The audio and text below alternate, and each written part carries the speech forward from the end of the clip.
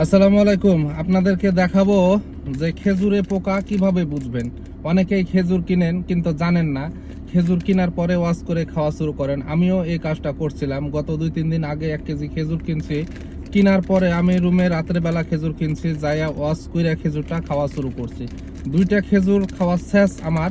ওই সময়তে হঠাৎ করে আমার নজরে যেমন জানি পড়লো যে এই খেজুরের ভিতরে মনে হচ্ছে কোনো কিছু একটা আছে। তো ভাবলাম যে দেখি খেজুরের ভিতরে কি আছে, খুলে দেখি, আপনাদেরকে আমি দেখাইতেছি। আর এই খেজুরটা আমি ওইটা চেঞ্জ করে এই খেজুরটা নিয়েছি। খেজুরটা দেখছেন বোটাগুলা, এই যে খেজুরের বোটাগুলা দেখেন কিরকম ফ্রেশ আছে না। তো এরকম ধরনের খেজুর কিনবেন।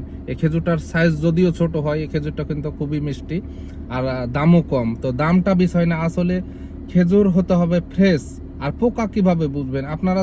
যদি খেজুরটাকে এভাবে আপনাদেরকে আমি দেখাই, এই যে দেখেন খেজুরটা দেখছেন ভিতরটা কি পরিষ্কার পরিচ্ছন্ন হয়ে আছে না। আর খেজুরে পোকা কিভাবে বুঝবেন? এই যে ভিতরে যে আঁশগুলো আছে, আঁশের সাথে যদি গুড়ি গুড়ি হয়ে থাকে, গুড়ি গুড়ি হয়ে থাকলে বুঝবেন যে এগুলো পোকার বাচ্চা, ছোট ছোট পোকা কেবল শুরু হয়েছে। আর যদি বিচির সাথে যদি লম্বা লম্বা সাদা সাদা হয়, তখন আপনি বুঝবেন যে এই খেজুরের ভিতরে এগুলো হচ্ছে পোকা। তো আপনি এই পোকা অবস্থায় খাইতে পারবেন? কখনোই না। তো আমি ওই দিন কি করছি, 2-3টে খেজুর খাওয়ার পরে আমার যখন চোখে পড়ছে যে এটা পোকার মতো, তো আমি বমি করব না কি করব আমি কিছুই বুঝতে পারছি না। তো যাই হোক তাড়াতাড়ি মুখ টুক ধুয়ে মুখে ভিতরে পানি দিয়ে ওয়াশ টস করার পরে আমি 2-3টা খেজুর ভাঙিয়ে দেখলাম প্রত্যেকটা খেজুরের ভিতরে সেম। তো ওই খেজুরগুলোর একটু সাইজ বড় বড় ছিল। তো খেজুর কেনার সময় সব সময় এই যে বোটা দেখবেন। আর দ্বিতীয়ত হচ্ছে যে আপনি খেজুরটা ভেঙে দেখবেন যে ভিতরের কি অবস্থা। আপনি যেহেতু তার কাছে খেজুর কিনছেন, 2-3টা খেজুর যদি ভেঙে দেখে নেন, আপনি খেজুর তার কাছ থেকে যদি নেন, তাহলে ওই 2-3টা সহকারে নিয়ে নেবেন। আর যদি খেজুরের ভিতরে পোকা থাকে তাহলে তো নেয়ার কোনো প্রশ্নই উঠে না। তো আমরা সচরাচর হয়তো বা চিন্তা ভাবনা করি যে এই খেজুরগুলো তো হয়তো বা সৌদি আরব থেকে অথবা দুবাই থেকে আসছে বা খারাপ হওয়ার কোনো প্রশ্নই উঠে না। কিন্তু না, আসলে না।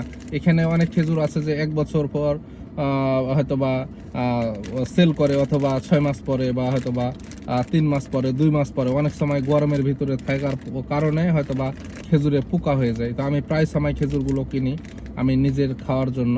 তো আজকেও আমি খেজুর কিনছি, তো ভাবলাম যে এই বিষয়টা আপনাদের সাথে শেয়ার করি। অনেকে হয়তো বা জানেন, অনেকে জানেন না যে খেজুরের ভিতরে কিভাবে পোকা বুঝবেন। অনেক সময় কি করে অনেক দোকানদার, আমি নিজে দেখছি যে খেজুরকে সরিষার তেল মাখাইলে কি হয় যে খেজুরটা চকচকে হয়ে যায়, তেলতেলা ভাব দেখা যায়, বেশি দামে বিক্রি করতে পারে। তো এরকম ধরনের খেজুর যদি আপনারা দেখেন তাহলে কখনোই কিনবেন না। কারণ যে আপনি টাকা দিয়ে খেজুর কিনছেন, আপনার এ ধরনের খেজুর কেনার কোনো প্রশ্নই উঠে না। তো আপনারা যেই দোকান থেকে কিনেন না কেন, এই বিষয়গুলো মাথায় রেখে তারপরে খেজুর কিনবেন, তাহলে ঠকবেন না। আর না হলে আপনি টাকা দিয়ে পোকা কিনবেন, মনে করেন যে আপনি টাকা দিয়ে খেজুর কিনছেন না পোকা কিনছেন।